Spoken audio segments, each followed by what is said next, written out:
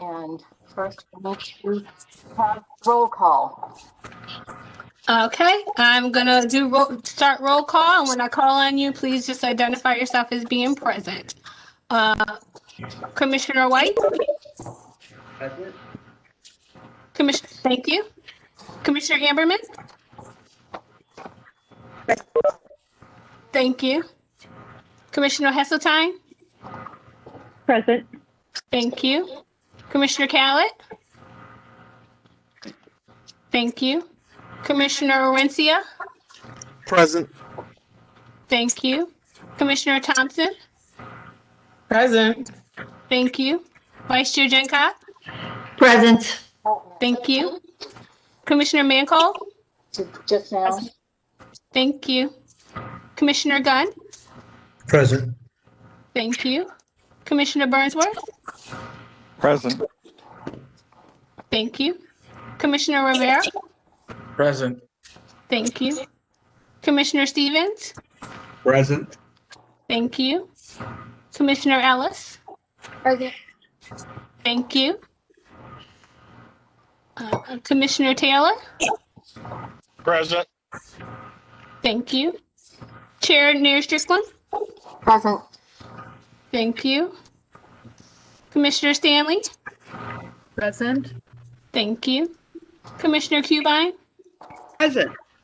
Thank you. Commissioner Anderson? Commissioner Anderson? I believe did you see an email? I think she said she may not be able to make it. Okay, she's in, but I'm not hearing her. Commissioner Anderson, can you hear us? Okay, I'll catch up with her to get her her presence later. And lastly, Commissioner Zoberman. Present. Thank you. Okay. Great. And I see we have our liaison from PD, our attorney. Councilman Bellucci, you're there? Or he might just be watching, but thank you. Are there any corrections to the agenda? I'm here. Nice to see all of you. Nice to see you.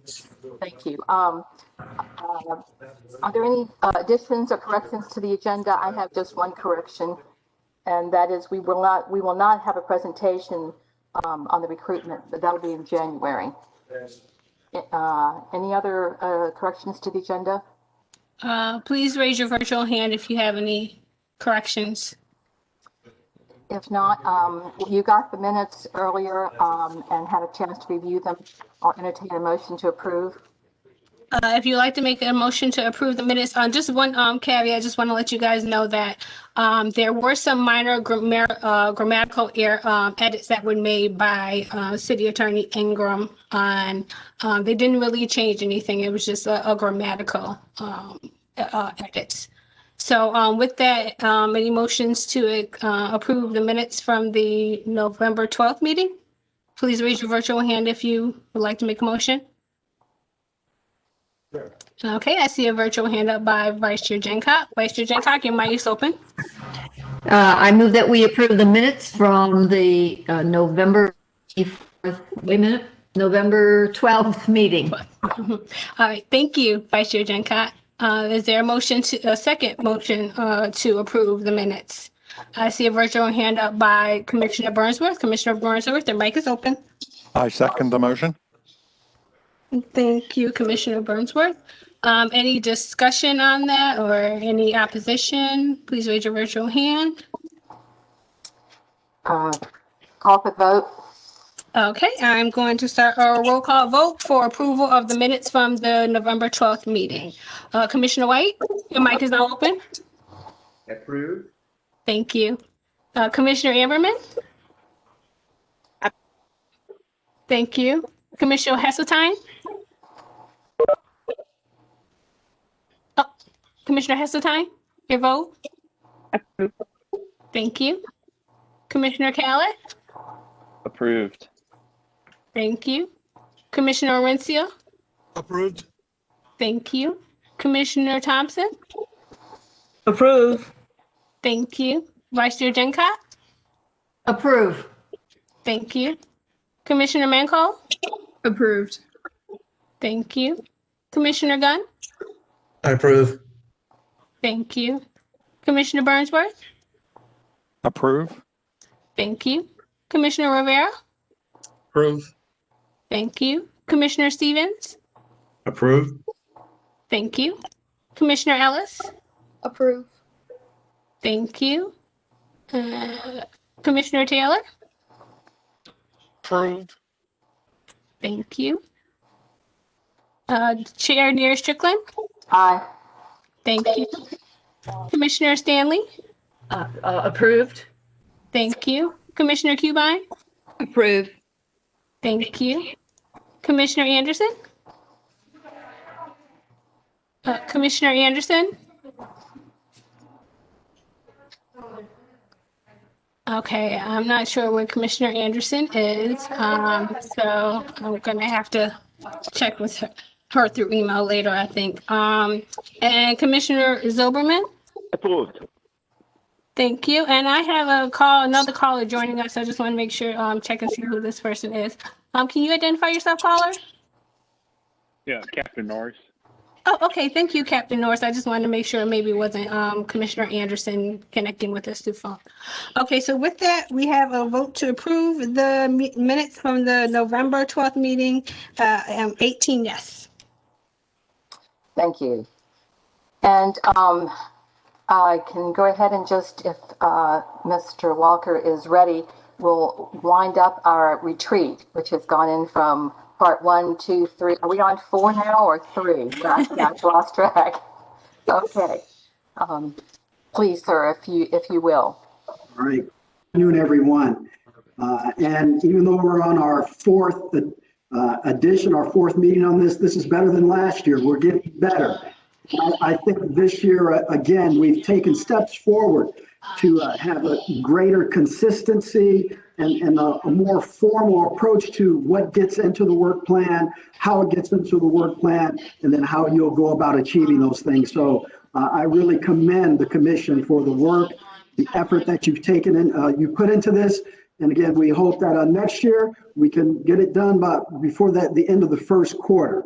There are just 3 things that I see we need to address unless the commission, the chair or the vice chair or others feel that something needs to be addressed. We sent the draft out to you last Thursday, as we said we would. We asked for any comments to come back to us by Tuesday.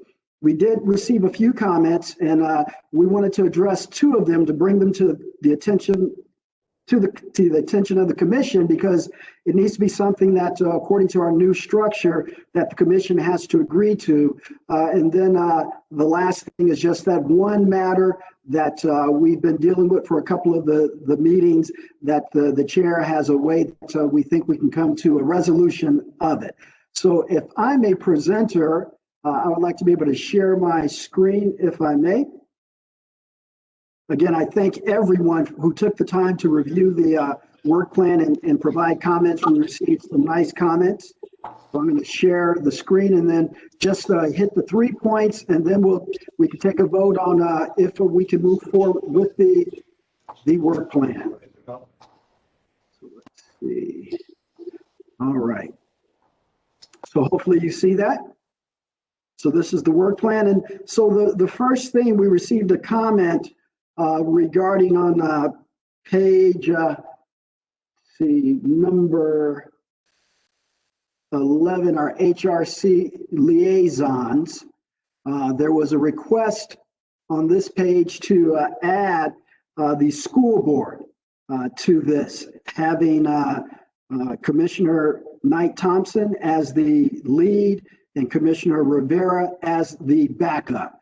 And so this was the only addition that was requested based on the comments. And so based on the agreement of the commission, what do you feel about adding the school board as having an HRC liaison to the Virginia Beach School Board? Any discussion on that? I just wanted to say, I'm sorry, whoever I interrupted, that this was in response to their request. And if you remember, for some of you that weren't here, we had our former chair, Raj Islam, had approached the school board wanting to create a Human Rights Commission, meaning us within the school board. And I think in response to that, they asked for a liaison, at which time Francis was appointed and Louis was the alternate. So it is a legitimate, still standing request that we stay engaged. So up to you guys whether we want to send a letter now of saying we don't want to, or we will continue having a liaison. Please raise your virtual hand if you have any opposition or discussion in regards to this matter. I see a virtual hand up by Commissioner Stanley. Commissioner Stanley, your mic is open. Just clarity from the chair. Does us having a liaison to the school board, which I think is a great idea if they've requested that, does it nullify that they have 2 liaisons for our meeting, which right now, or I know Holt serves as 1, and I thought we were supposed to have 2. I'm sure if it doesn't nullify that, correct? No, it does not. It's a trade. We are liaisons to the school board, and we have liaisons from. And yes, there's an alternate, and I apologize, I can't remember her name, because Dottie has been here just about every meeting. It might be Sharon Felton. Is that, I can't remember, but yes, having two school board members as liaison to the Human Rights Commission is just as important as that. So thank you. And Francis, I would have to ask you if you have any comments one way or the other, since you are on deck. Commissioner Thompson, your mic is open. Thank you. No, I don't have any comments. I accept the responsibility to be liaison to the school board. I would like to talk about Dr. Parrott's input as one of the connections that we have with the school district. And I want to talk to perhaps to the school board about the Equity Council. I'll talk to Dr. Parrott about connecting with the Virginia Beach Equity Council through the district schools, but I am happy to become the liaison to the school board and attend the meetings regularly and bring a report back as needed. Okay, thank you very much. Okay. Thank you, Commissioner Thompson. Commissioner Stanley, I see your virtual hand is still up. Did you have more to add? Your mic is open. My mistake, sorry. Okay, no problem. Okay, so any discussion or opposition to this partnership? I don't see any virtual hands. I'm going to check with Commissioner Zoberman. Commissioner Zoberman? No. Okay, thank you. And I'm thinking this doesn't require a vote. We're just reviewing it, and that was just left off. So if there's no opposition, we'll just continue on if that's okay. Yes, correct. Very good. So that has been added. And then the second of the 3 things is the Hampton Roads Legislative Collaborative Table. Chair Nuri Strickland, I think you had a proposal to address this. I do. I attended this years ago, and I know that we have 4 or 5 human rights commissioners that attend. It's a really important piece because we do contribute to the city's legislative package, and I see I've gone over this and over it in my head, and it seems just as important as any other partnership. Why we're debating on whether it's a partnership or not. Since we've done away with liaisons, we either have partnerships or we have nothing. So I would at this time like to entertain a motion to include it as a partner, and when we get a second, we can have discussion. Okay. Please raise your virtual hand if you would like to make a motion. Vice Chair Dencott, your mic is now open. Chair Strickland made the motion and I second.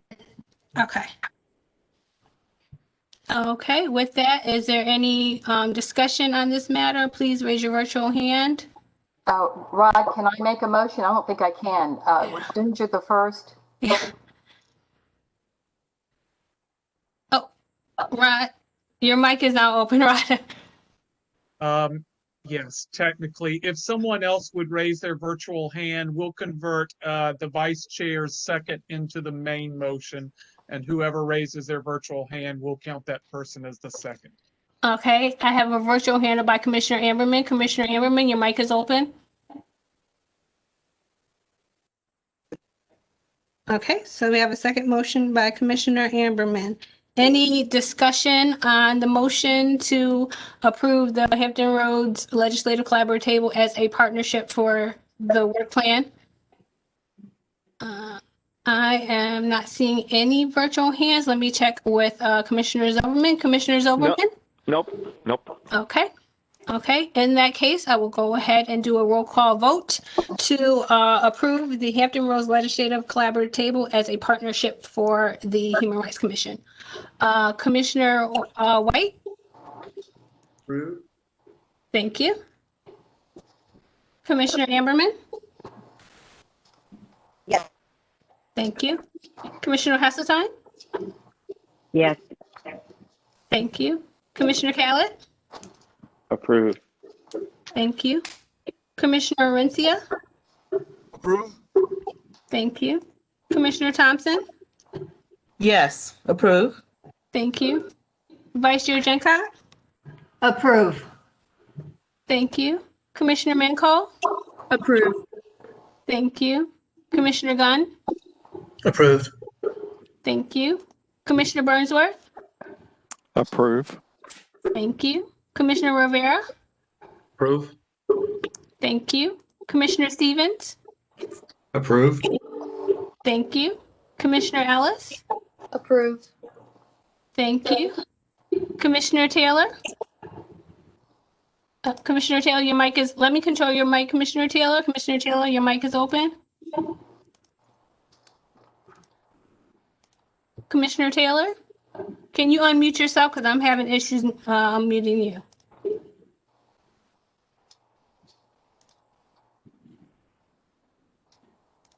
Commissioner Taylor? Okay, I'm going to return to Commissioner Taylor. Chair Nair Strickland? Aye. Thank you. Commissioner Stanley? Approved. Thank you. Commissioner Cubine? Approved. Thank you. Commissioner Anderson? Commissioner Anderson?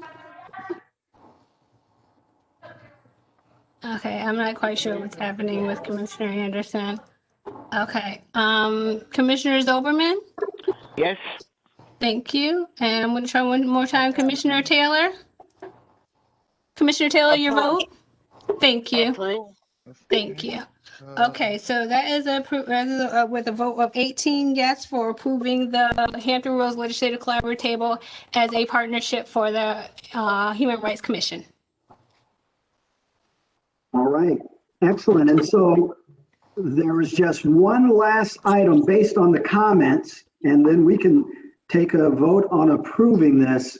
Again, I appreciate everyone's comments, and we were able to incorporate, there was a new commissioner that we've added, didn't need, they're new, so they're in the plan now, a new student commissioner, and so they're going to be added in a couple other little tweaks.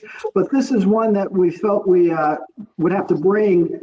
This was brought by Commissioner Cubine, Tommy. She, on this particular mental health task force, she had a recommendation that in the members that you also include the listing of the mental health, the community representatives. And if we did this for this particular task force, we would have to do that for basically all the task forces. And so I just wanted to, get the input from the commission. Is this something that we want to do for all the task forces, or we just want to hold that not in the work plan? Your thoughts on that? Chair, I have a comment, and that is these are volunteers who are not even appointed, and they come to our meetings, and some are citizens that don't belong to the staff or anything. I think that they deserve some recognition, and to just list them as our as members if they are in fact coming and doing that, like Arnell Castelia, he's regular with our independent observers program, and there's some others, but and of course I nab Michael whenever I can to serve.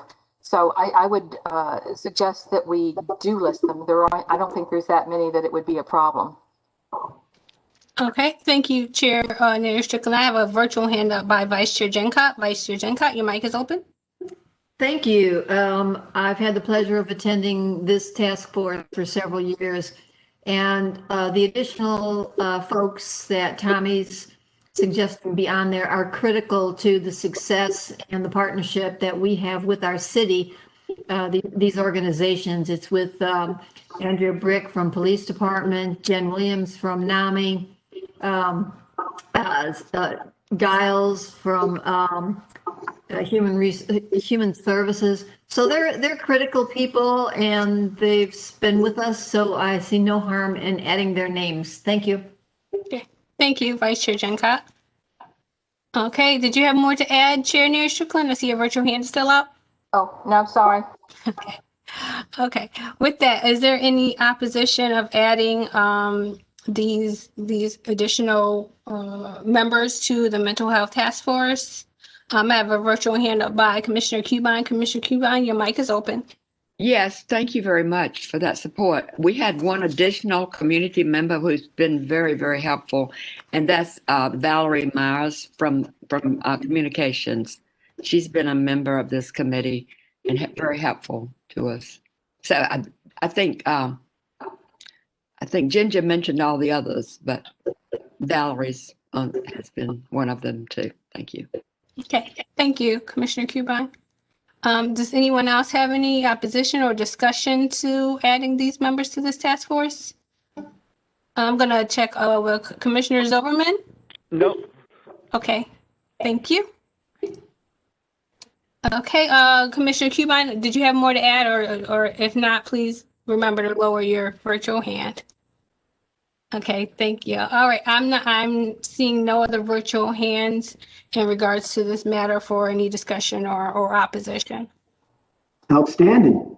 So thank you. That means basically we've completed the plan. Everyone has had the opportunity to either end a meeting or during this past week to give us your comments in writing. We've included them. They've been discussed. And I turn it over to the chair now to see if this plan, this FY 2021 work plan would like to be adopted by the Human Rights Commission. Thank you so much, Aurelius. You've been such a treasure for us to keep us on track for this. And it's my pleasure to ask the commission at this point. I entertain a motion to adopt this, and remembering that it is a living document, it can change tomorrow. But for right now, I'll entertain a motion to accept it. Okay, so I see a virtual hand up by Commissioner Amberman. Commissioner Amberman, your mic is open. I'm sorry, Commissioner Amberman, you're breaking up on us. Commissioner Amberman, okay, would you like to make a motion to approve? Okay, thank you, Commissioner Amberman. Okay, please raise your virtual hand if you like to second the motion to approve this work plan. Okay, I see a virtual hand up by Commissioner Stanley. Commissioner Stanley, your mic is open. I second that motion. Okay, thank you, Commissioner Stanley. Any discussion on the motion to accept this work plan? Please raise your virtual hand. I see a virtual hand by Commissioner Cubine. Commissioner Cubine, your mic is open. I didn't see the whole plan, but I know that I did send in some comments about the fact that I thought I was on some of the committees that I wasn't listed on, and that I had been attending those meetings, and especially the Dialogue Forum Committee. I was not listed on that committee, and then there were two others, I think, that I have been attending and thought I was a member, and I'm not sure whether I'm listed now or not, and whether it matters, but that was a question. Yes, we do. Thank you, Commissioner Cubine. You can go ahead, Aurelius. Yes, Commissioner Kubine, we did receive all of your comments, and those were ones that we didn't have to bring before the commission. And so no doubt they will be, since you are a member, that we will add you. Thank you. Sorry. No problem. Oh, man. Thank you for all your great comments, though. Thank you. Yeah, thank you. Thank you, Commissioner Cubine. I see a virtual hand up by Commissioner Gunn. Commissioner Gunn, your mic is open. Yes, a question to the chair. You had mentioned that this will be a living document and it can be edited or changed by tomorrow. What kind of changes are you referencing, like wholesale changes or just like minor changes or both? I'm saying both. It is yours. It is your work plan. This is what we all collectively agreed to try and do and accomplish during work plan, work year 20 and 21. So it's anything. If there is anything major, of course, we have to get together and approve it. But does that answer your question? Yes. Okay, thank you, Commissioner Gunn. I have a virtual hand up by Commissioner Thompson. Commissioner Thompson, your mic is open. A little bit, Miles, I'd like to check and see how we feel about periodic review of shelf and say it's completed and we're done for the year, but that we do a periodic review every quarter to see where we are. And as working documents, so things expire. You're breaking up on us a little bit, Commissioner Thompson. I think I know what she's saying, and I agree with her that this isn't just to be done once a year and put away, but kept close at hand with our daily calendar and make sure that we are doing it. And then at one of our meetings, maybe like you said, every quarter, we'll make sure that we're on track. Yes. Okay. Thank you. Okay, thank you, Commissioner Thompson. Any other discussion or issues with the motion to approve this work plan? Commissioner Cubine, did you have more to add? I see your virtual hand is still up. I did send in the question about whether the work plan would be an appropriate place to document job descriptions for the liaison people. What does it mean if you're the liaison? Is that somewhere else? Is that recorded somewhere else? I think we have, at least we have a working file that explains each committee, and we can add that into this work plan as we go along, or we can have it as a separate document to be referenced here. And it would explain, each committee can get together, decide what their role is. This is your work plan. It's what you do. So yes, good question. I was thinking, is there a job description for the liaison? A consistency in terms of what a liaison does, what responsibilities they have. Can I take that? Yes. We do have those job descriptions in our procedures manual, and it wouldn't be a problem to, pop just that little bit of description into what the partnership means and to repeat it what the liaison is. I don't see a problem with that, but we've already developed that with Joe Burnsworth's leadership and Louis' leadership there. So we have it. If you want to repeat it some places, I don't see any problem with that. Thank you. No, if we have it, I think that's good. Okay, thank you, Commissioner Cubine, and thank you, Vice Chair Jancott. Commissioner Cubine, don't forget to lower your virtual hand if you have nothing more to say. Thank you. Okay, any other discussion? Commissioner Zoberman? No.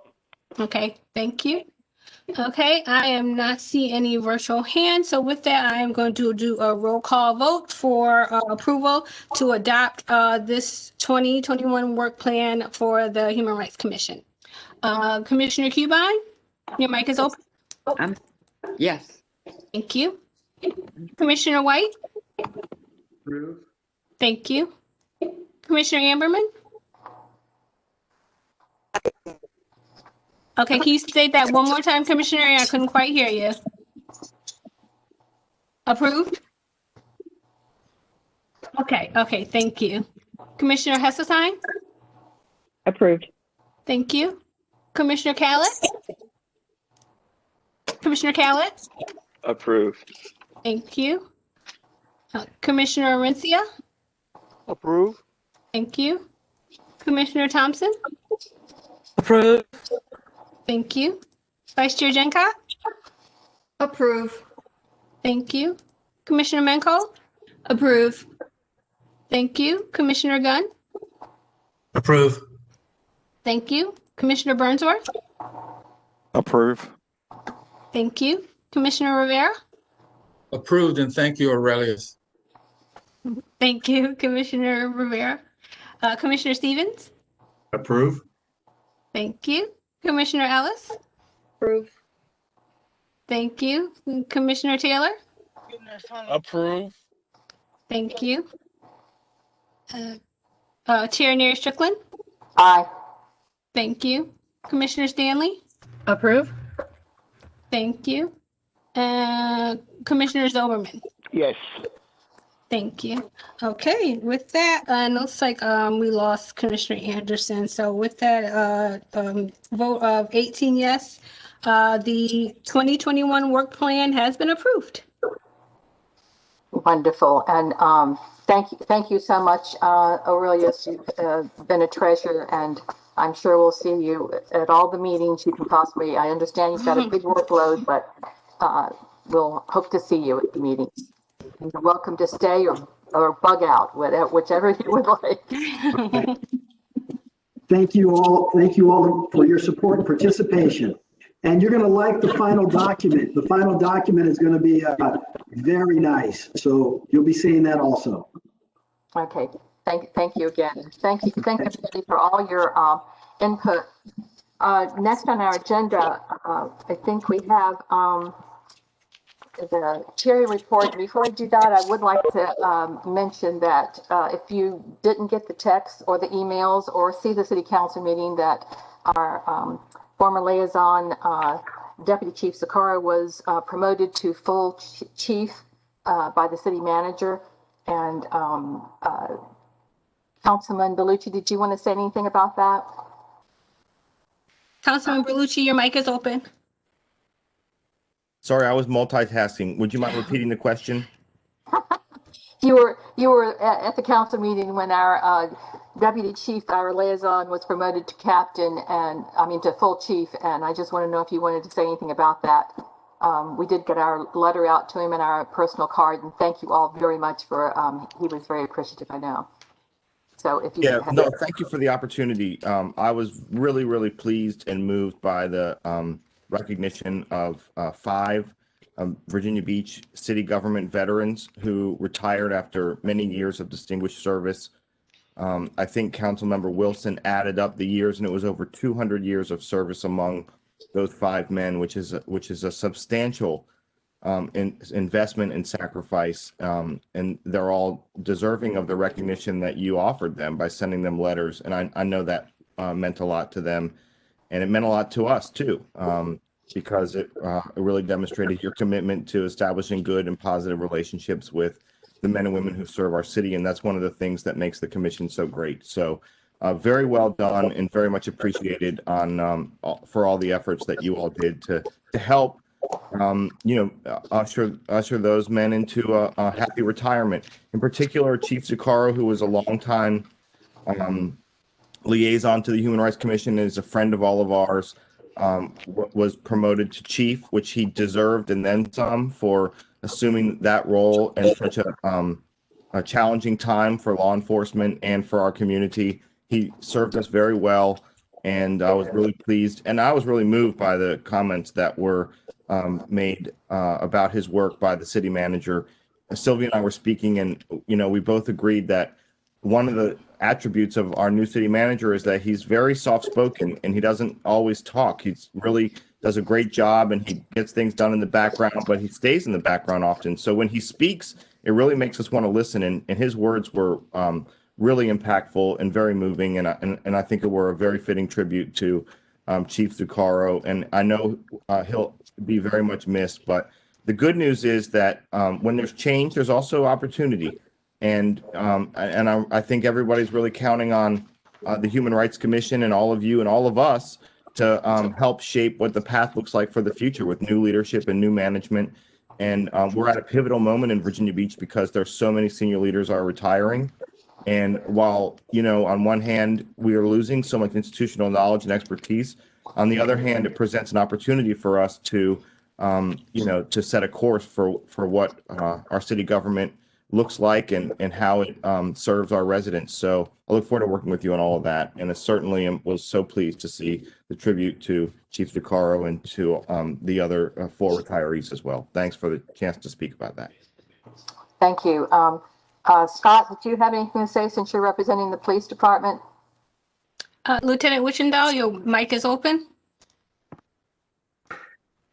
No, I echo the council members' comments about the manager's comments and the resolution. And it was, in speaking with Deputy Chief Zuccaro today, it was very well received. And I can say from my observations, very well deserved. Deputy Chief and Chief Zuccaro got the recognition he got. And he was touched, as I say it. And he also, I just spoke to him about an hour ago, and he's very touched about the card and the note he received from you all as well, and he was very proud of that. And he was showing it to me and several other people as well. So I want to pass on his appreciation and for your thoughts and your message.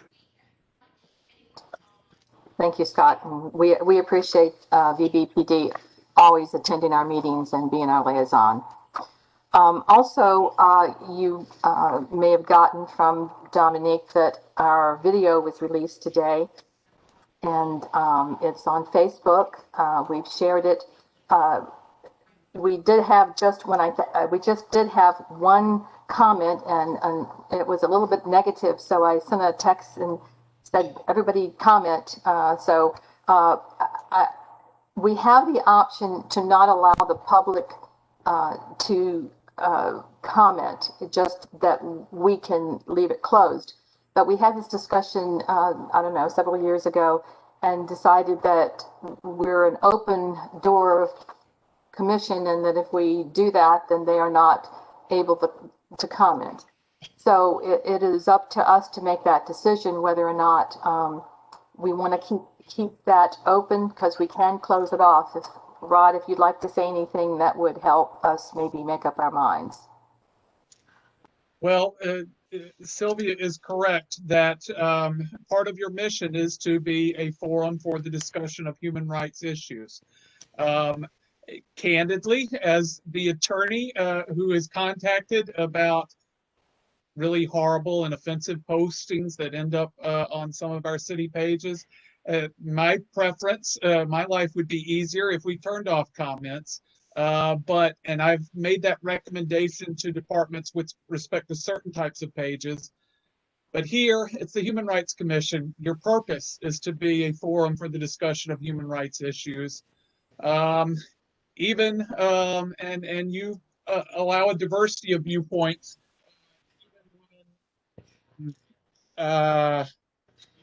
Sorry, phone was ringing. Even when we don't agree with all of those viewpoints. There are terms of use that allow us in certain extreme circumstances to delete or hide a comment, but the circumstances under which that can be done are very, very narrow. And for the most part, merely posting something offensive like what was posted today, that's not something that we can remove. The First Amendment protects citizens who speak in a government forum on matters of public concern, including the abortion issue, among many other issues. The only solution I have is what the chair suggested. If somebody posts something nasty, if all of y'all would post something positive, and when you make your postings, use buzzwords like HRC. Put HRC in your comment. You use that a couple of times.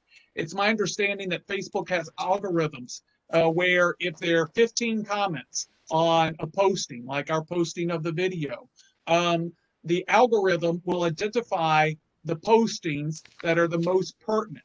And if your postings all say HRC a couple of times, and the person who is critical is talking about abortion, well, I think your HRC posts are going to be likely featured more prominently than the off-topic abortion post. And the off-topic abortion post gets sent further down the line, and hopefully the vast majority of people who go to our website are going to be focused. They didn't come to the HRC website to see haters, to hear the contrary view. They're probably coming to our website to see what our views are. So the answer to hateful and hurtful speech is more speech. Only our speech will not be hateful or hurtful. Our speech will be consistent with our mission. Thank you, Rod. Does anybody else have a comment before I go through there? Teresa's having problems getting on, or can you hear us now and participate, Teresa? Commissioner Stanley, your mic is open. Sylvia, that was a long time ago, right at the beginning of the meeting. I know that I was late. It's enough with the texts. I'm sorry. Okay, thank you, Commissioner Stanley. I do want to share a message from Dr. Parrott. She wasn't able to join our meeting, but she did send an email. She referenced the video. She said the VB HRC video is beautiful in all caps. I will share it with the Division's Equity Council this evening. What a great tribute to Human Rights Day. Great. Thank you very much. Anyone else have any comments about the Facebook at this time? We'll just leave it as is and let her roll. Okay, I see all that. Let me check with Commissioner Zoberman. Commissioner Zoberman, your mic is open? Yeah, okay. That's fine. I saw all the heads bob, so I'm going to take that as a consensus. And moving on, the chairman's report is what's next and what I have done. Been writing a lot of letters, we have, and also there was a recruitment task force meeting, and I didn't get the initial invitation till right in the after a while it started. Mark sent it to me. And Teresa, I'm not sure if you did, and I think Ron Taylor is on that too, but that's where I got, they presented a PowerPoint about their new recruiting efforts, and it was great. But I think we had a little misunderstanding. They're going to do that and give that to us in January and bring us up to date. The other meetings, I attended the CAC meeting for the beach. There was not too many things that I think need to be reported. Mark, did you have anything? Commissioner Stevens, your mic is open. Not at this time. There was not a lot going on at this point. Okay. Thank you, Commissioner Stevens. That's a good thing. And I don't think I have anything else as the executive report. Ginger, do you have anything? Vice Chair Gencott, your mic is open. No, thank you. Thank you. Okay, let's move on to our committee reports. Looks like law enforcement was listed. Carla. Commissioner Heston, your mic is open. Thank you. Just a reminder that the next Law Enforcement Oversight Committee meeting is on 12/16. I hope that all of the members, the task force members, received my email, and I'm sorry that I had to resend it a couple of times. And the policy that we're going to review first is the use of force for the Virginia Beach Sheriff's Department and the Police Department. I'm looking for comments back no later than 12/14, so I can put them all together and have them ready for the meeting. But that's it. And remind us, the meeting is the 16th, The 16th, yes. and that's at what time? It's at 1 p.m. All right, I like it. 1 p.m. I can't keep up. That's why I'm asking. Okay. Thank you. I texted you before and said, Sylvia, get on. Okay. Anyone have any remarks about the Law Enforcement Oversight Committee right now? I have a virtual hand up by Vice Chair Gencott. Vice Chair Gencott, your mic is open. Yeah, for some reason I have it from 3 to 5 on the 16th. What, it's at 1 o'clock? Actually, no, that's what I had. It was for 3 as well. Oh, maybe I'm the wrong one. We'll figure it out before then and let you know. Yes, thank you. Thank you. Okay, all right. Thank you, Commissioner Heseltine and Vice Chair Gencott. All right. How about the COVID-19 task force? I know Beatrice she's on a task force for the distribution of the vaccine, and you might have an update. Commissioner Amberman, your mic is now open.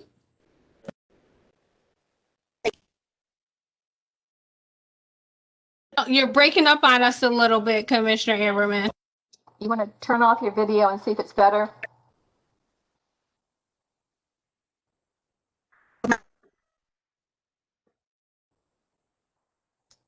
Try again, Commissioner Amberman, because your video's off now, so maybe it'll allow us to hear you.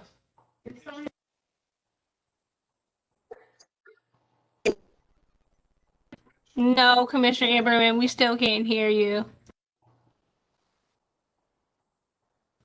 Did you want to try calling in, Commissioner Amberman, and maybe we could see the video and have you on audio through your phone?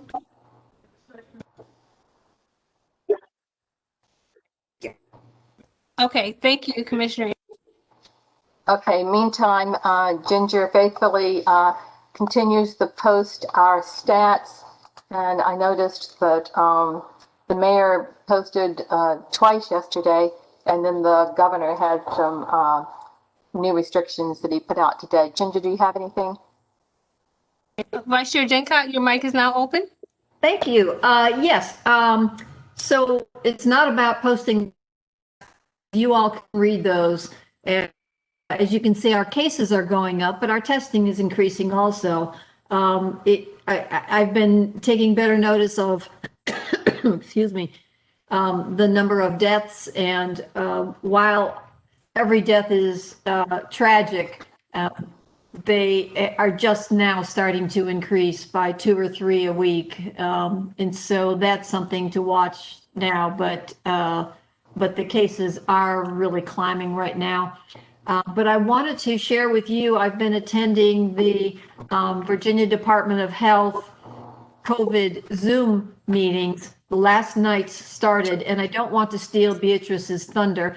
And they're focused on different marginalized groups. Last night was about the Latinx community. And tonight, after this meeting, they will focus on the LGBTQ community. So I will attend that also. And one important takeaway for us as we're trying to navigate not being medical professionals is about the vaccines. And there are basically 4 types of vaccines that are coming through. What we're looking at favoring, the Virginia Department of Health is favoring is a messenger RNA vaccine, which is not a live virus injection. And just 2 quick points. We will be receiving, the state will be receiving 480,000 doses by December 31st. And those will go first to healthcare and then to persons in senior living facilities, nursing homes. And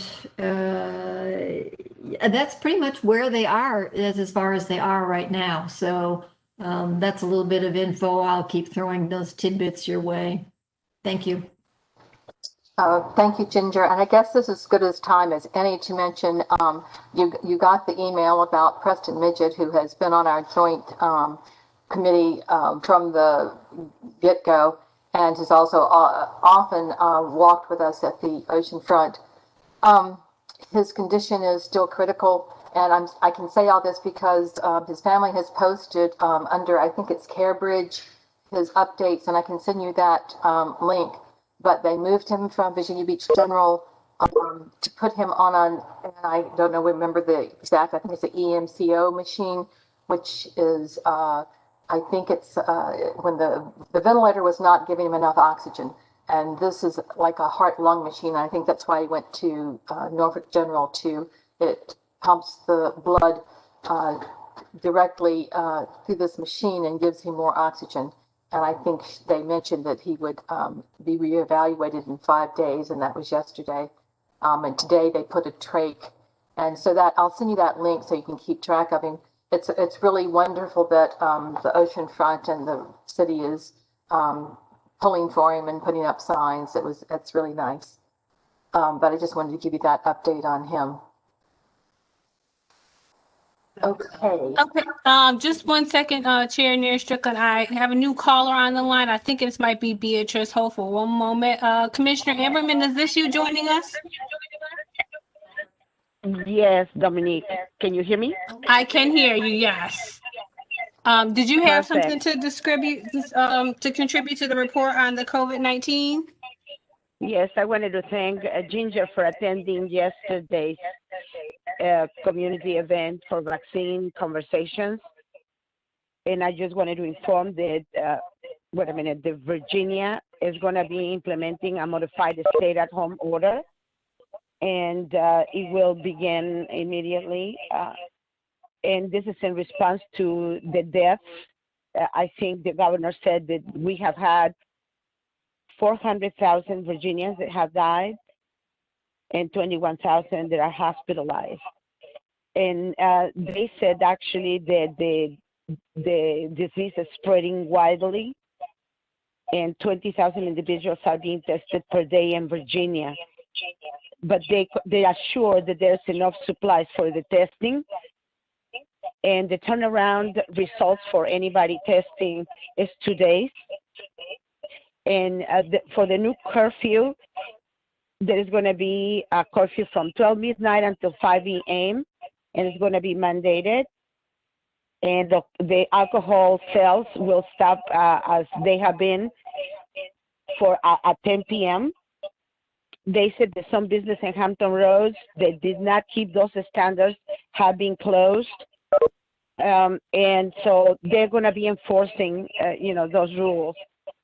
And another thing that the governor answered today is about the religious services and the masking and so forth. And one of the things that he quoted was that God is wherever you are. Worship online, outside, with masks, and that is still worship. And he also mentioned that the FDA is going to be approving today vaccines in the U.S., and if that takes place, then Virginia is going to be receiving the doses for our state. And let's see, he also mentioned that that Virginia reported 4,398 new cases on Wednesday, which is a record high for daily cases. And they're concerned because hospitalizations are at an all-time high record. And so when the vaccines come out, Virginia will receive 480,000 doses of vaccines. And let's remember that anybody that will receive that vaccine will have to receive 2 doses. So you have to divide basically that quantity in half, right? And he also mentioned that the vaccines are pretty strict. The Pfizer vaccine has to be kept at minus 80 degrees, and the Moderna vaccine has to be frozen. So the first decision is that the first set of vaccines are going to go to cover Virginia healthcare workers, those that are exposed to the virus every day.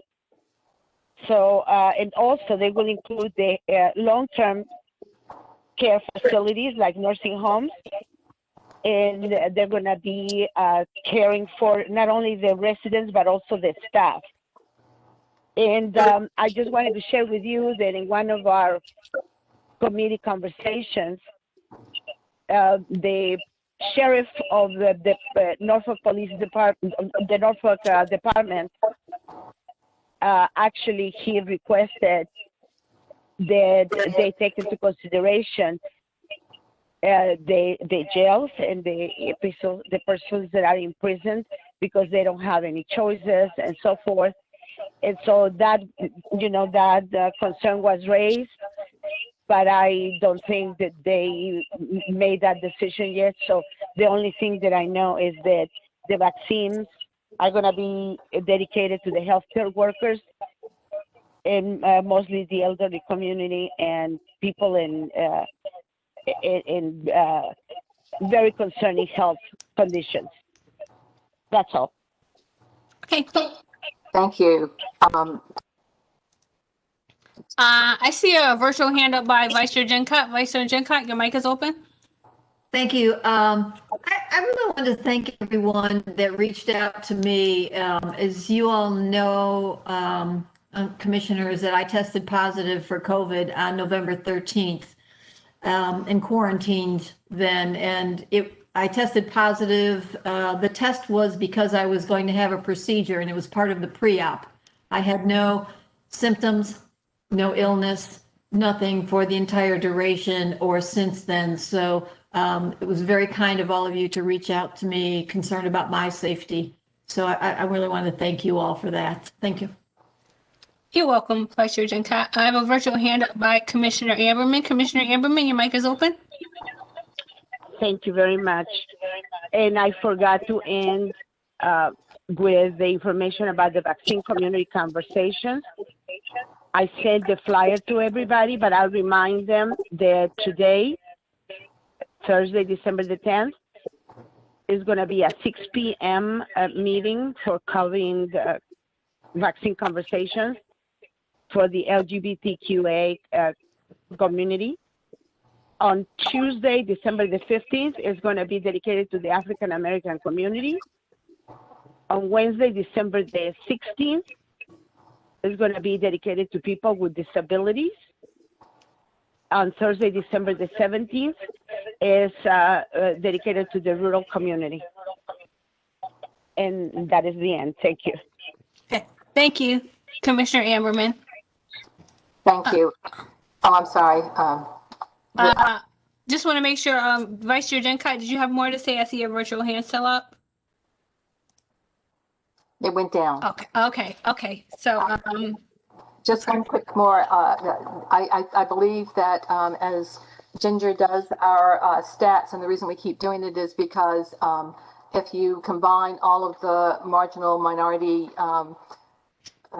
people together who test positive, we still are most days over 50% of the cases, which is still alarming to at least it is to me. Anybody have anything? we have a virtual hand up by Commissioner Stanley. Commissioner Stanley, your mic is open. Sylvia, I want to thank you for making that. And Ginger, first of all, for your health, we are so grateful. And second, for you continuing to send us those stats, because as we know, it is the marginal communities, and as we're looking at human rights, that have disproportionately been affected. And so I was wondering, as the COVID task force is looking at this, I know that rightfully so, especially the Black community has some strong resistance, and like I said, because historically how the medical profession has dealt in that regard. Are there going to be efforts to get information, have those, is that part of what these targeted COVID information sessions are, and then will there be an effort to make sure that it is respected leaders in those communities that are making sure they get that information, so that we're doing our part to raise the awareness and also make sure that those that are most affected get, you know, the information they need in order to make that decision about the vaccine. Yeah, thank you for that. It's an excellent question, and I think it's something that the COVID task force should look at, and maybe we can do some promo. And I see hands up. Yeah, virtual hand up by Commissioner Amberman. Commissioner Amberman, your mic is open. A very valid question, and I'm very happy that it was asked. Actually, just to give you an example, for the Latino community yesterday, we had over 200 Latino leaders and organizations, and healthcare providers, physicians, and so forth. I invite you to join in on any of the dates that I mentioned, because you will see, and actually you're able to see, all the leaders and all the people that are included. And you don't have to be a member of that community, because obviously we all have relationships, you know, and the same concern, Teresa, that you expressed is the same concern that the Latino community is expressing as well. We are trying to make sure that the outreach goes to those communities with voices that are respected, healthcare professionals for the community, so that, you know, leaders of all kinds, religious leaders, etc.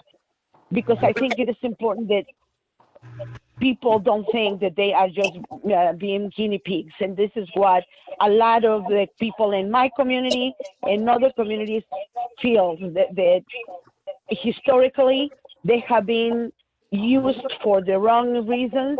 And so they are frightful of that, but we want them to assure them that this is something that even the governors and others in leadership positions are willing to take this vaccination to demonstrate that this is safe for everybody and that it is a must to take care for the health of the entire community. Thank you, Commissioner Amberman. I have a virtual hand up by Commissioner, Vice Chair Jenkott. Vice Chair Jenkott, your mic is open.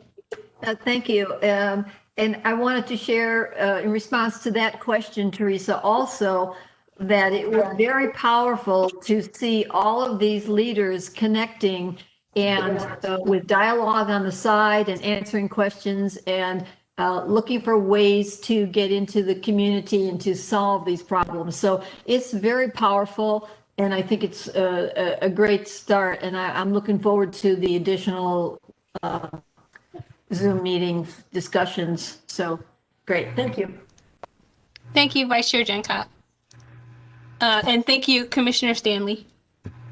I think that's a good idea that we all join in on those. And if our task force can do our little part, we're happy to get some information and turn it into some action for us. I know that it's not listed on here, but I know that I think there was a beach meeting that Teresa and Mark, do you have a report on the homeless and how things are going? One moment, Chair Nair Chicklin. That's okay. I have a virtual hand up by Commissioner Gunn. Commissioner Gunn, your mic is open. I'm sorry. Yeah, I'm not sure if you can see me or not, but Okay, we can.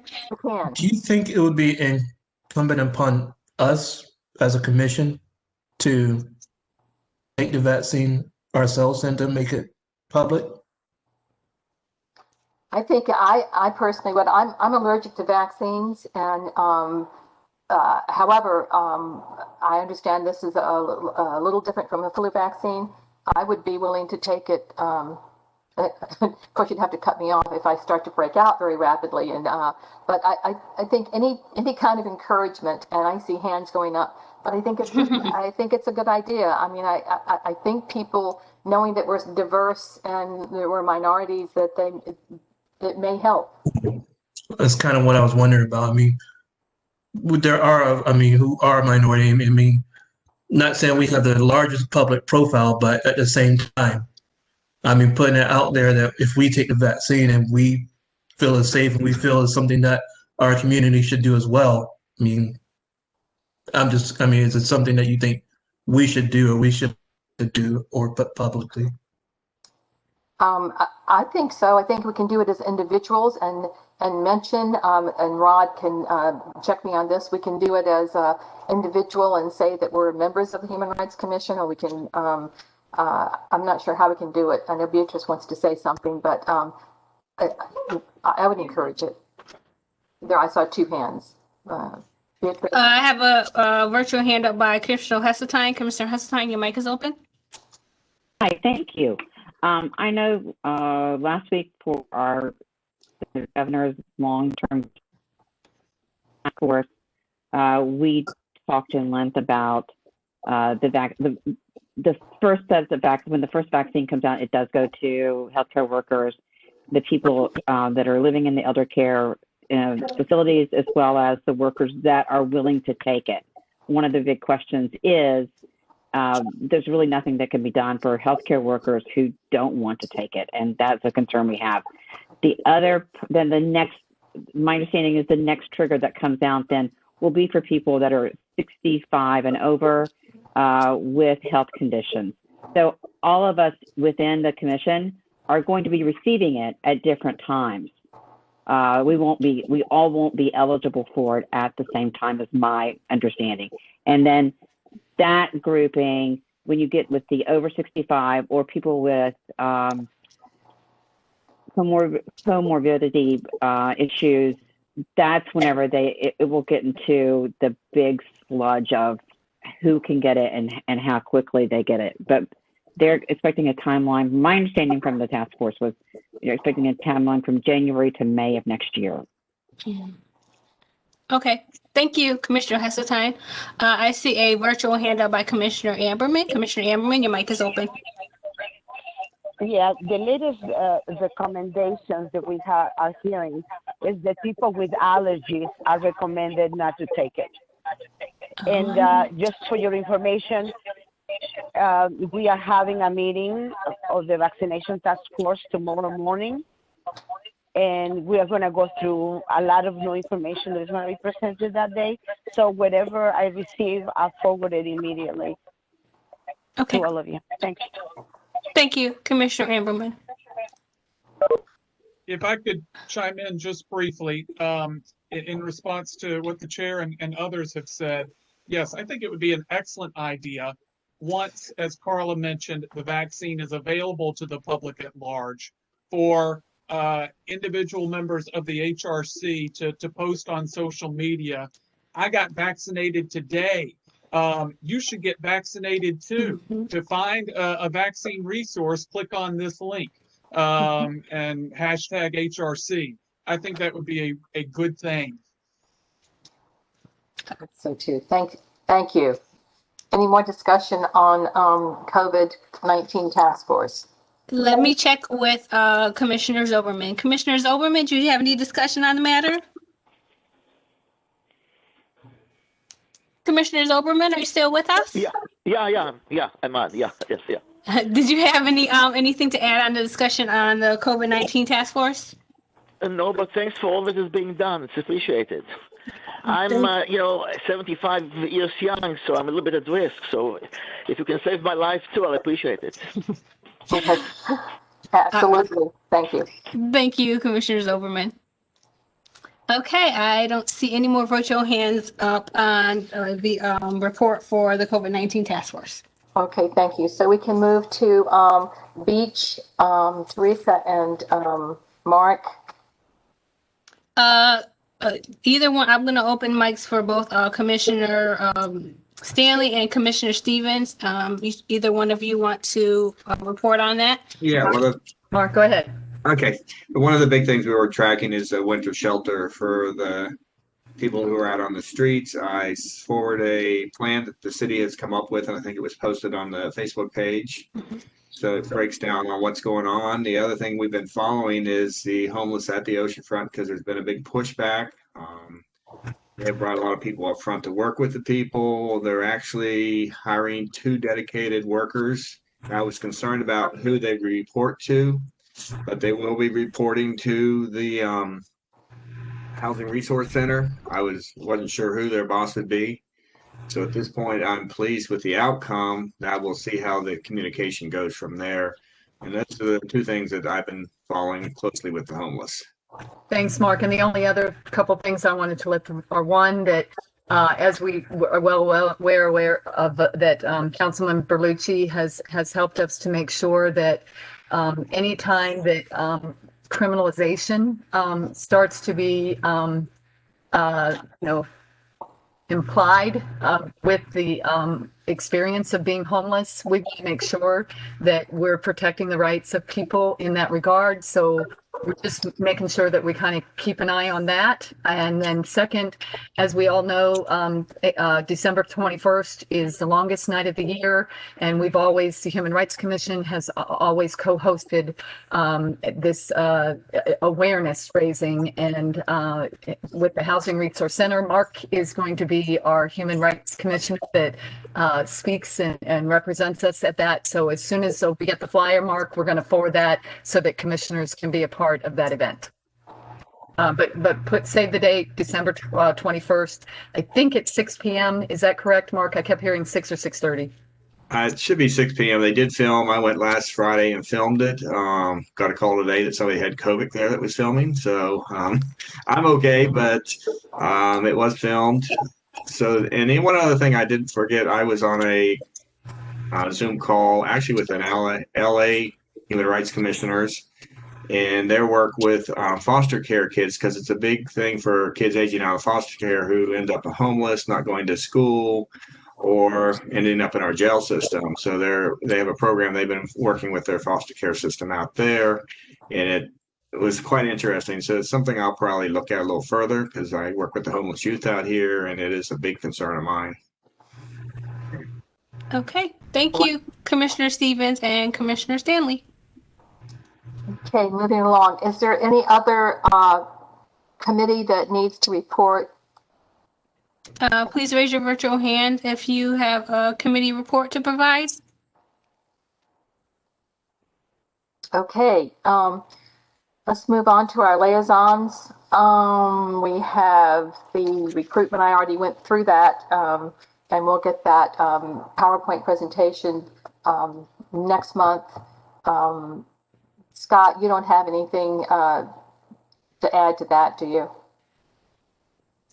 Lieutenant Wishendahl, your mic is now open. I do not, but we'll have it there, and I think we're pleased with the presentation. They've done a lot of work, and our recruiting platform is changing quite significantly. We've added some personnel there that are much more forward-thinking, almost even a business model, and I think you'll be very impressed with our future recruiting efforts. Okay, thank you, Lieutenant. Next, we have the African American Roundtable, and prior to that, I wanted to say I asked everybody to try and watch. I gave you the link to the, I think it was November 24th meeting when the IRP discussion came about, and wanted to know if you had any remarks about that as to how it went down and the way that they're approaching it. Have a few minutes for discussion, so I thought it'd be a good time to bring it up. One moment, Chair Neary Strickland. Commissioner Stanley had her hand up. I think it may have been in response to Lieutenant Wishendahl's remarks.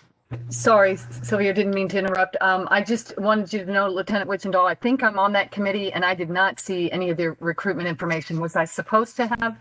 If so, I just wanted to make sure I haven't dropped off a list, and you might want to forward it to me. Otherwise, I won't be active. Right, I didn't get it either, Teresa. I think only Mark did. So, Mark, look out for us. Put us on the list. Okay, I'll check with them and make sure it gets to you all. Okay, thank you. Thank you. Thank you. Okay, back to you, Chair Neary Strickland. My question, and did anybody get a chance to view that, Council? I see a couple of heads bobbing. Anybody have a remark about, I see Carla has her hand up. Oh, Commissioner Hesselstein, your mic is open. I'm sorry, it was just a matter that, yes, I did watch it. I thought it was very interesting, and my understanding is that, and Councilman Berlucci, if he's still on, he could speak to it better than I can. But my understanding is it's still kind of in a flux as to what direction and how it's going to go. They don't meet anymore through the month of December, so nothing's going to be done until January, at least at the earliest. Okay, thank you, Commissioner Heseltine.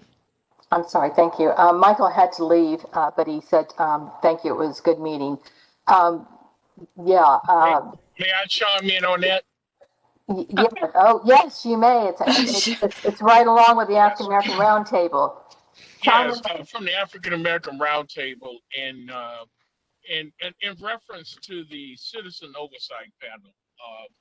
And one of the things that happened was Mayor Dyer presented a resolution which only extracted two of the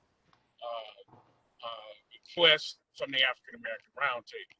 So we have drafted up a document with a request, and one of the things that I like to do is send it out to the Human Rights Commission, and what we're doing is we review the House bill.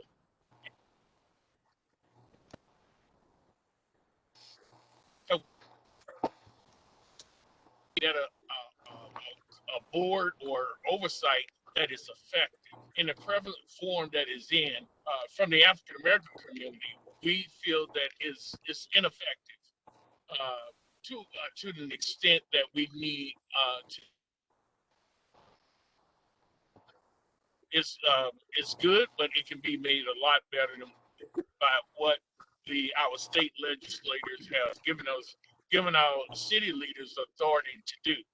With that said, then what I like to do is forward the commission the document that we have drafted, and we want input from the Human Rights Commission, from the Hispanic and the Latino Commission, from the community, from the Asian community, to look at this document and see and chime in to see where we need. Give us your input, and that way we can integrate it in there. So when we present it to the mayor and the city council, and the city manager, and the police chief, then we have buy-in, or it's a document that all boards of community has reviewed. It's different things that the African American community is looking for. They are looking. I don't mean to tap your time, but one of the things is the makeup of the board. If we really take a look at the interaction that the police have, where they have their conflict, is with people of color. We cannot marginalize that, so you have to make sure that group is mainly make sure they're represented properly. Because if that's where your largest, by statistic, if that's where your largest complaints, then that's where you need to make sure they are properly represented. Because what we have to do is make sure we have transparency and oversight.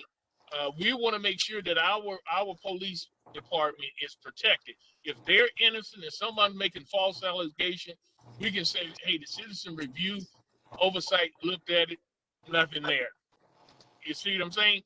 But if we don't, then just like an incident just happened in Ohio, African American male got shot from in Subway. If we don't make sure it's a good organization, properly trained in how to do this citizen oversight, then we're just waiting for an incident to happen. But when an incident happens, no transparency, and then people gonna go to protesting, disrupting the economy and everything else. We don't need that.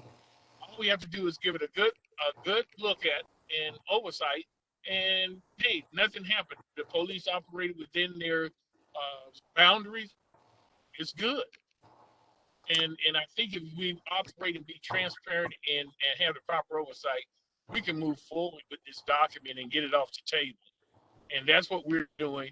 And I'm looking forward to, if the chair if everyone agree, I can forward you the document. You can review it, chime in, send your input back to it. I know Commissioner Stanley in the Roundtable also have representatives there that is put input in there. So we're trying to make it a good document so we can reduce the conflict between law enforcement and our citizens, and so we can build a trust and transparency between law enforcement and our citizens to make Virginia Beach a city that is that'll be leading all the other municipalities. Okay, yes, Ron, not only you have permission, but you are our representative, you and Francis, and we depend on minutes from the African American Roundtable, and anytime you want to give us input, or if you want to call a meeting, we can do that and we can discuss it. I just did want to say that if you get a chance, please view that, because, and this was my takeaway from it, it was Regina Hilliard did the presentation.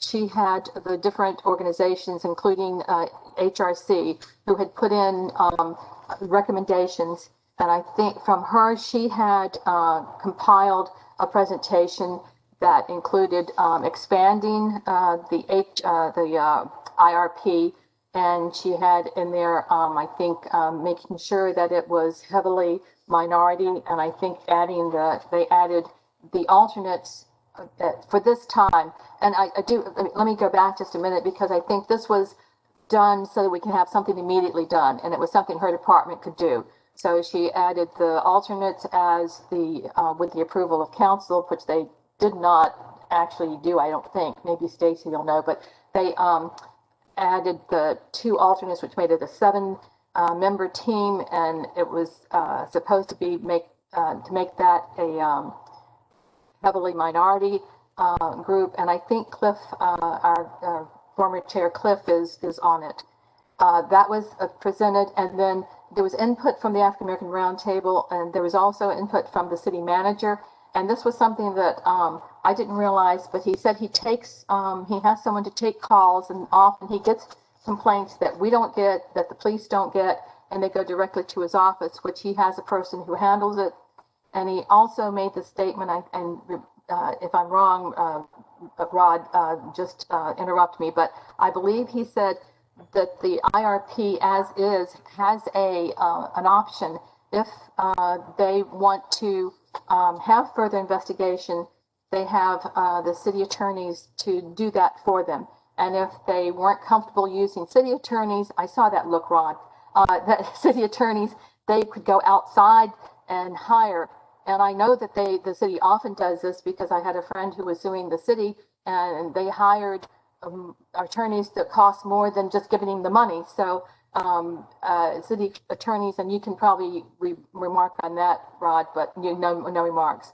But I think that's what it was. So this was an attempt to get something passed, and the mayor, his resolution was to go ahead and change the name, and then there was something else. And so I thought that it was a good first step, but I'm not sure that it was received as, I think it was received as a final step, and it was not. Am I correct, Rod? He's not on. That's absolutely right. Council made no final decisions. There were strong feelings on multiple sides of this complex issue. With respect to, well, let me back up. There are some changes that only city council can do, and that includes things like the name change, the composition. Those 2 elements were in the resolution that the mayor proposed. There are other things that the city manager can do unilaterally, and those include things like making it so the citizen who is upset with police isn't forced to go back to those very police officers to file her complaint, instead allowing her to file her complaint with the city manager's office. That's something the city manager can change. There is a provision in the policy that talks about when you're trying to determine whether the complaint is the subject of pending criminal matters, The policy says HR consults with police. In fact, HR does not consult with police. HR consults with my office. But that those type of in the weeds changes are changes that the city manager can make unilaterally. The bigger changes will require counsel. With respect to the attorneys, that part of the discussion, I think, was if the city council decides to take advantage of the new authority that's been granted by the General Assembly, and that authority doesn't kick in until July 1 of next year. It's not available right now, but come July 1, if the General Assembly doesn't change the law in the session that's coming up, come July 1, the city council could opt to grant to the IRP investigatory powers.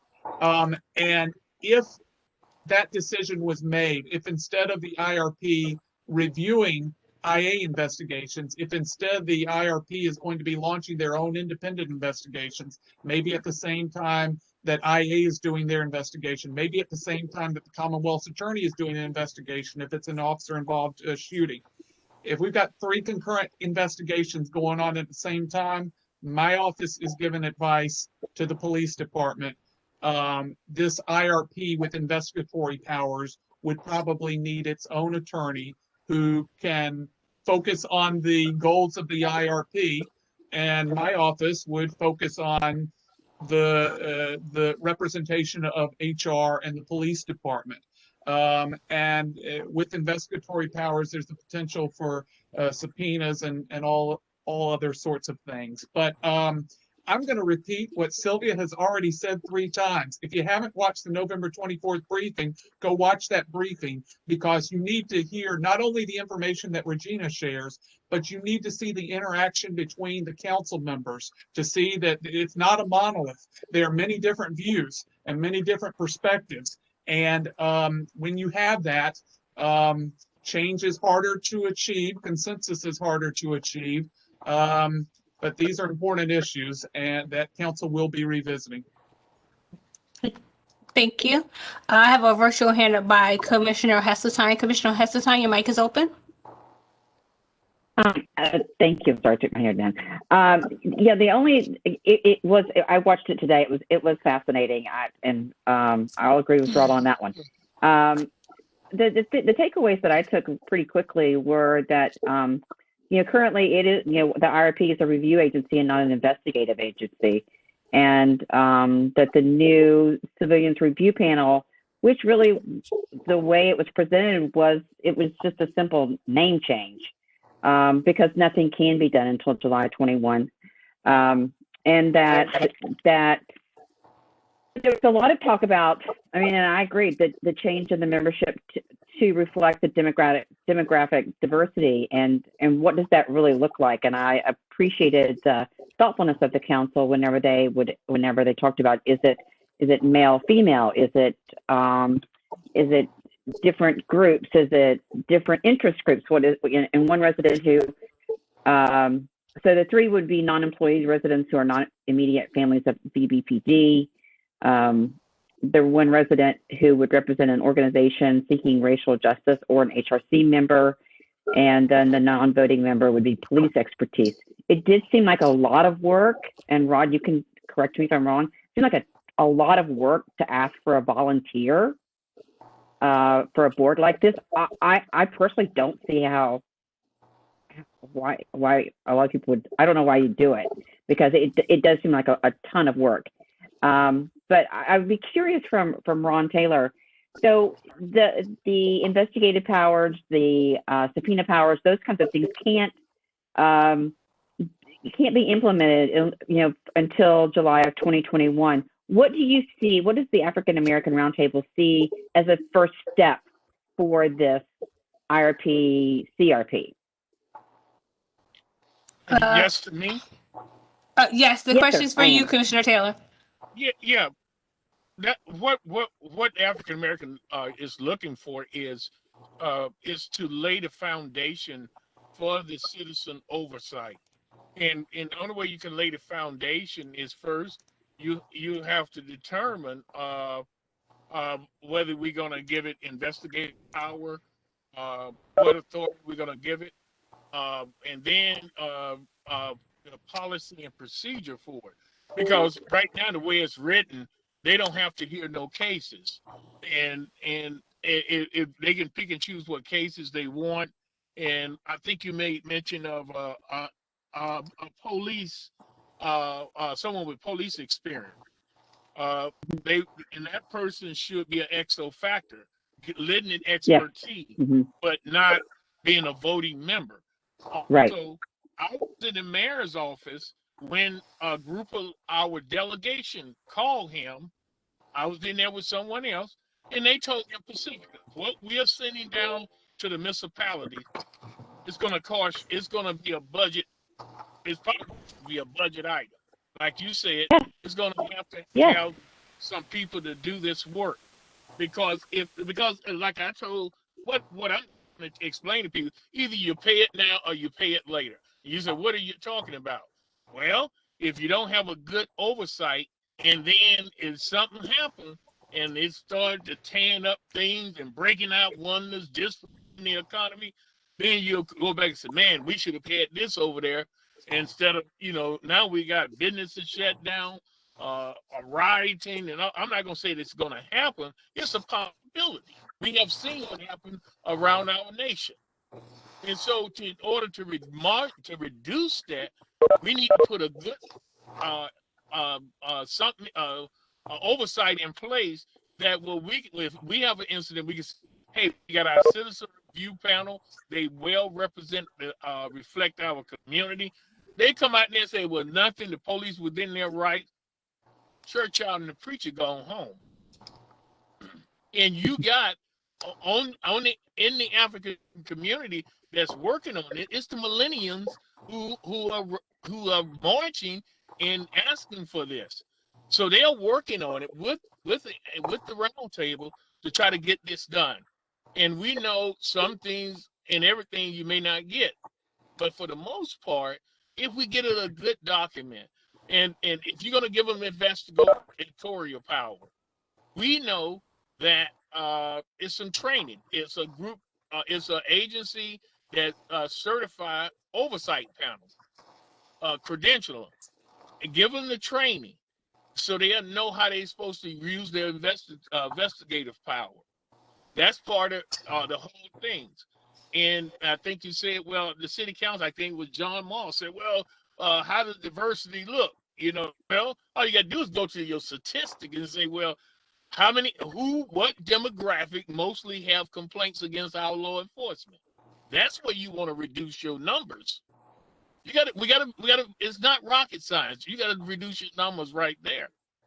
If you don't reduce your numbers there, you asking for, we're not making progress. And I think that's really what the African American community is looking for, is just everybody working together, negotiating, the city council, the African American community, or everybody working together to flush out a good product, not just to say I got a check in the box or to try to, and I'm thinking all our city council means well. And so we just got to sit down, discuss it, work it out, let our people like Rod help work with us to flush it out, work with council to flush it out. It is within the rights. How does this work? Along with the police department, have them at the table to get their buy-in to the final product. Everybody has to buy into it, and that way, when everybody walks away from the table, we may not all get what we want, but for the most part, we agree. But what we got is better than what we had, and it's a start, and that's what it. And subpoena power, I have heard that I have talked to some of the city council members. They said maybe not city, we may give them investigatory power, but we won't give them subpoena. But if people are not cooperating, maybe you come to the table and say, hey, we had 3 cases, 4 cases, and these people won't not getting cooperation. Then they may revisit it and then do it. I don't know. I'm just a crumb in the bread box, and I'm just trying to negotiate and help flush this out to have a good product, so we don't have no disturbance in our city like across the nation. Great.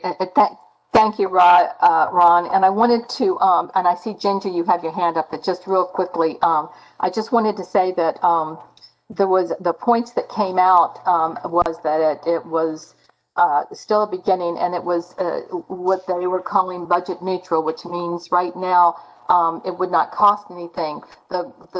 If you please would watch that, it's about an hour long, but it's worth it. And the questions that they had were about training, and of course we have ride-alongs all the time. Scott is always saying anytime. But there was a suggestion that maybe a member of the Human Rights Commission would belong to this. There's also that suggestion about training. Instead, we would have the Citizens Academy. That would be, again, no cost to the taxpayers because it was already something that's established and it would be added on.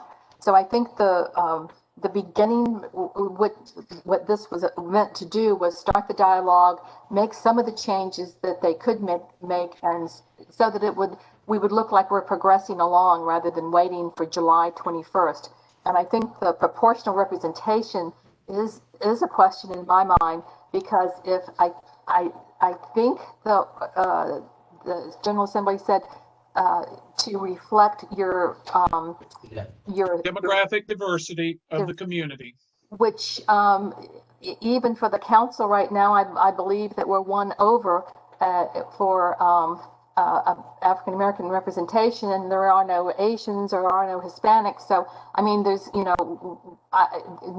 me there needs to be better understanding of that, and I don't know that Rod has any better understanding, but. There was Councilmember Moss asked the question, is the term demographic diversity defined? Does it speak to gender? Does it speak to education level? Does it speak to what does demographic diversity mean? And my answer was the truth. It's not defined in the statute. So at this point, it will be what City Council decides it is. Just to provide a little bit of context, currently, the IRP has 6 members. There's a 7th slot that hasn't been filled. Of those 6 members, half are minority. There are 2 African-American members, including our former chair, Cliff Rice, and there is a Filipino member. But I think, notwithstanding the fact that half of the IRP is minority, there are only 6 members. I think council will likely expand the membership in an effort to better reflect the demographic diversity of our community. It's just there's going to be council discussion on what that phrase means. Thank you. Thank you. I have a virtual hand up by Vice Chair Gencott. Vice Chair Gencott, your mic is open. Thank you. We really covered this well. And I have to piggyback on what you all have said. You really got to see this one. You really do. It's worth watching a couple of times. And I say that because I think the lack of clarity for me was that some people are saying, well, we don't have to do anything till July 21. And I'm not sure that that's the intent. For example, we have localities in LEAs in Virginia that have attorneys and HRCs that have attorneys and investigative power already. And so to me, I say, what do you mean we can't do anything? Others are doing things. I'm not saying we should do that. But I don't think that's something to hide behind, is a July 21 date when our community has needs. As Ron said, we want something that's going to work for our community. So watch it. You're going to love it. Thank you. Great review. Does anyone else have? And one other thing I just want to put out there, and you just hit the nail on the head. We got to do something, because if you wait until, let me give you a prime example of what happened. Incident happened. It was a shooting on 35th Street back in March, right? Involving 2 African American in the Norfolk SWAT team and Virginia Beach Police. So when I ain't questioned about was our officer involved, they said, well, they were just lending support. It was the SWAT team from Norfolk that did the shooting. So I said, okay, I got a relationship with the mayor down there and the chief. Let me call them. Before I can call, I get a phone call back saying, hey, guess what? I also did fire. But that's not what you told me from the beginning. You told me they didn't pull out their weapon. Now you're saying they did shoot. And then I said, okay. But then I got told, well, they on death due to pending the Commonwealth attorney investigation. Okay, fine. Guess what happened? So what happened was they the Commonwealth attorney held his finding, and this is what the African American community believed. He held his finding. Now this happened in March. Whole summer, no finding. Once the winter months hit, just back in November, middle of November, after he had a finding. Tourist season is over. Tourists are gone. It's winter. Can happen. And that's the type of stuff that people have to look at from the African American. Why was the finding held until then? Why, it's just stuff like that. Why did you say first, no officers involved? Then you come back, there was officer involved. Which one is it? And that's what a citizen oversight would help us in situations like that, where you get misleading information. And that's when the public lose trust with our law enforcement. And then guess what happens? Then you get protesting, you get every week and all that, when all we had to do is come clean and say, hey, this is what happened, the pending investigation. And at the end, he said everything was legit. He could have told us that back in in the summer, I believe. I'm not for sure, but that's what I believe. And that's what the African American community believes. And that's how they're so adamant about it. Because it's stuff like this that happened to the minority community that everybody says, oh, just let it go. Until it hits home to your front door, you won't let it go. And that's just one incident. How many more have we had like that? So I just want to give you that information. That happened this year. But I guarantee you, some of the people on the Human Rights Commission haven't even heard about it. That's how quiet it was kept. Well, yeah, Ron, anytime you have something, you please have to forward it to us. We count on you to be our liaison from several different organizations, but yes, even the African American Roundtable. And I really need you to watch the tape because it is an emotional issue. It's very heated, and one good thing I think we can say is that our new city manager and our new police chief come from a city, a large city that had a citizens review panel. So it's not like this is new to them. So I think we're ahead of the game there. Does anybody have anything really pertinent to this? Sylvia, I just want to say one other thing. And sure. Ms. Thompson can tell you, the people that are around the round table is people of reasoning, people that has common sense and understand stuff. And so it's nobody out there beating war drum. We're around that round table. You got pastors, president of the NAACP, president of the Republican chair of the Republican Party, all of us around the table flushing this out, working with the city to produce a good product. We're not out here cussing people out and getting in confrontation with the city council. We're trying to work with them to reduce that type of behavior. Right, and I so appreciate you and Francis belonging to that, and Ron, you were chair. We haven't gotten any minutes, I think, in 2 months. Have we, Dominic? Mm-hmm. I haven't received any. No. But what I will do, I'm gonna forward you the documents that we are looking for into. We would like for if Bee will give her input, and Chair, you can give your input from different communities that is represented around the Human Rights Commission, please chime in on it. Send us your input on this document. You'll see you'll see it. It's a drafted document.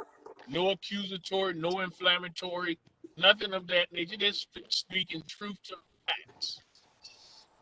Okay. Thank you, Commissioner. Thank you. Thank you, Commissioner Taylor. I have a virtual hand up by Commissioner Rivera. Commissioner Rivera, your mic is open.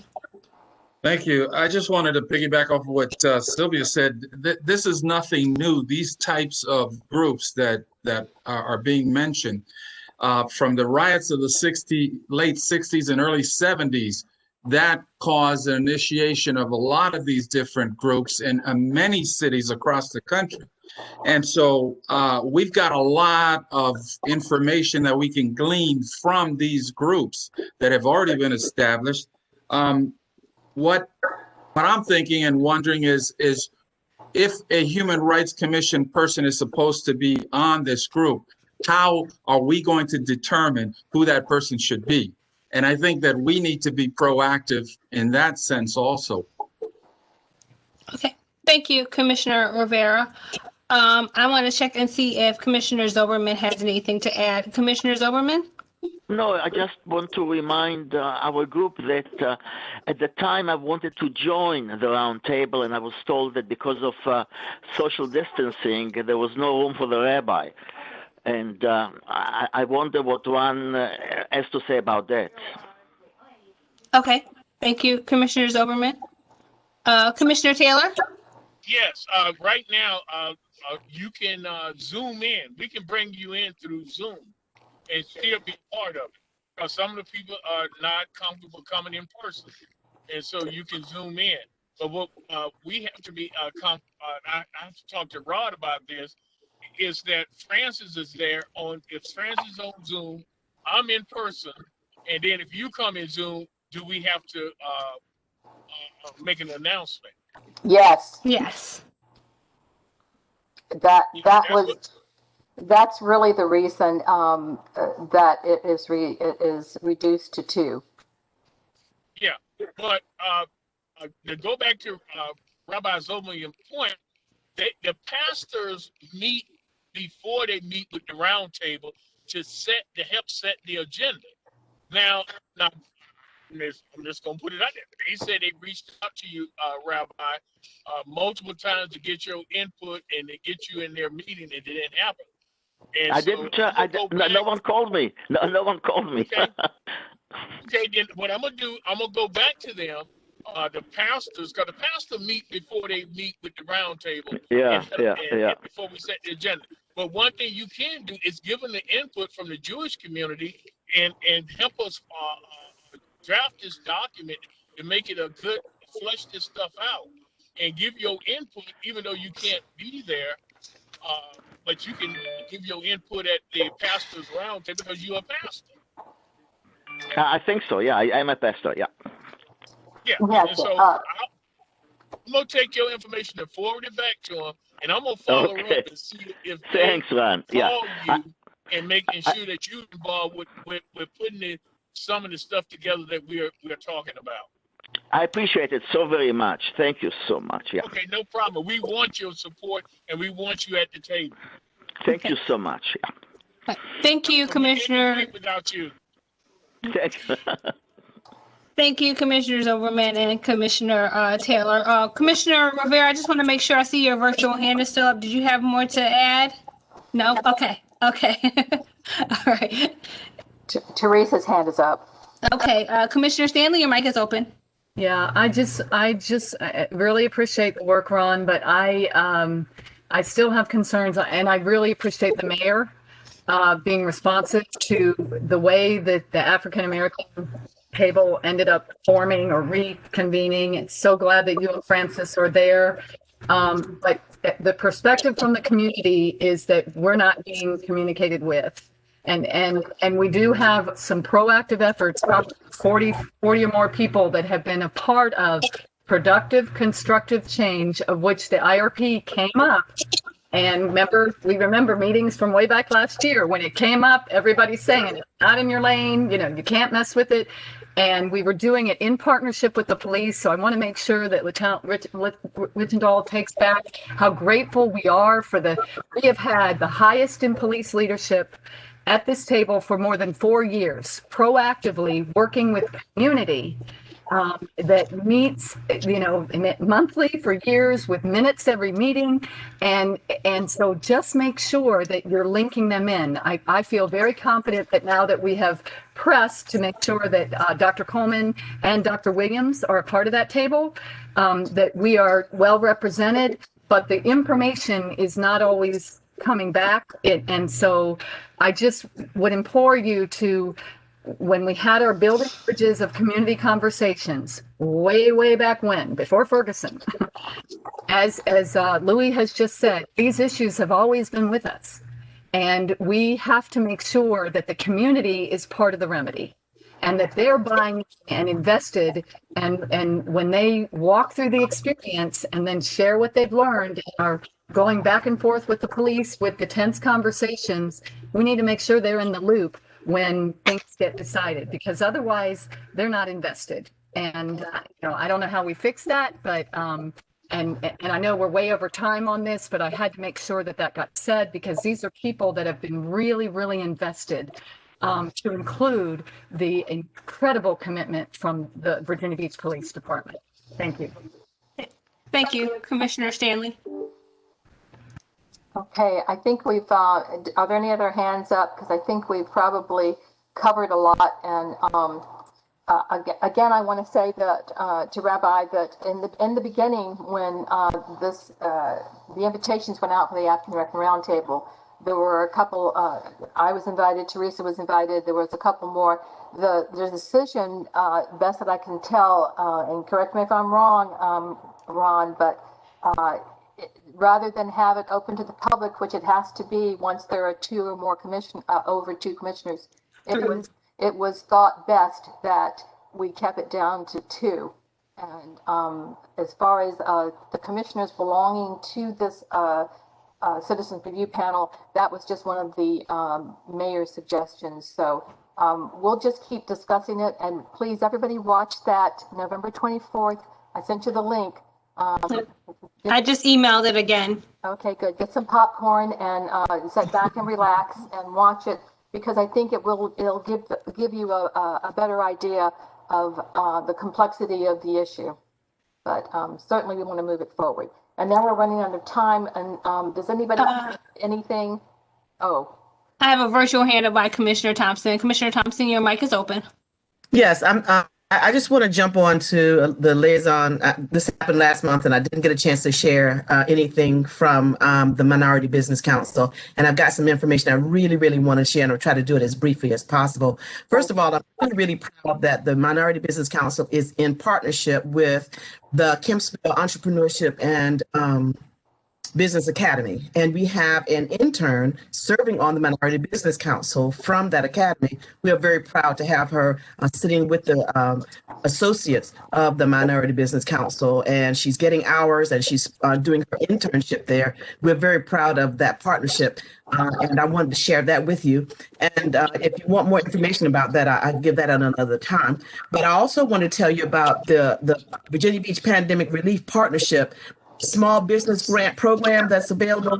The deadline for applying for that is December 18th. If you know of any small minority business or swim business that's struggling and needs help, there's grant funds out there that are available. I've got a flyer that I can send if necessary. I don't know, it's been circulated around the city. I don't know if you have it, but it is money that's on the table, and especially for a small business or minority business that's struggling through this pandemic. Please let me know, and I will do all I can to assist you and get you connected with the right people so you can get your application in by December 18th. Please pass that word around to any of the small businesses that you feel like may be struggling. And that's all. I just want to make sure we got that in. Okay. Thank you, Commissioner Thompson. I have a virtual hand up by Commissioner Amberman. Commissioner Amberman, your mic is open.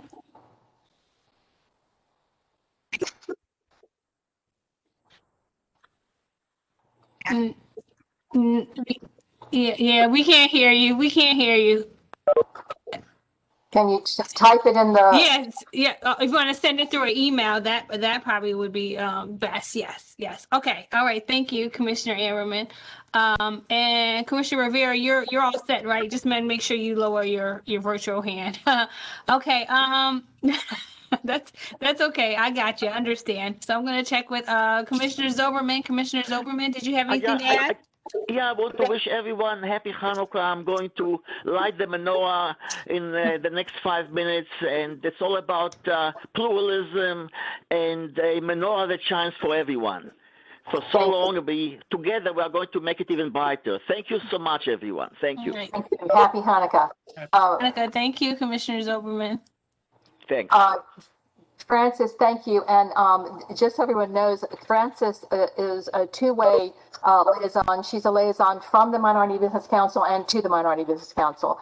And I was wondering if you could send us the information for the next meeting, and is there a possibility it's done by Zoom, and can we, or by WebEx, can we join in? Yes, the minority doesn't meet during the month of December. So the next meeting is the second Friday in January, but I will definitely send you the meeting notice, and it is virtual on WebEx, just like this one. Because I think your group now I was on the original one when we had 5 members, and I'm not sure how many members you have now, but you also have a mentoring program, which I think would be interesting to us, as well as some of the topics. And also, could you send us that grant information? I might know a business that can use that. Most definitely. I'm sending it to Dominique as we speak, and I'll get Dominique to just make sure I don't miss anybody. I'll send it to her, and she can send it. Okay, great. Will do.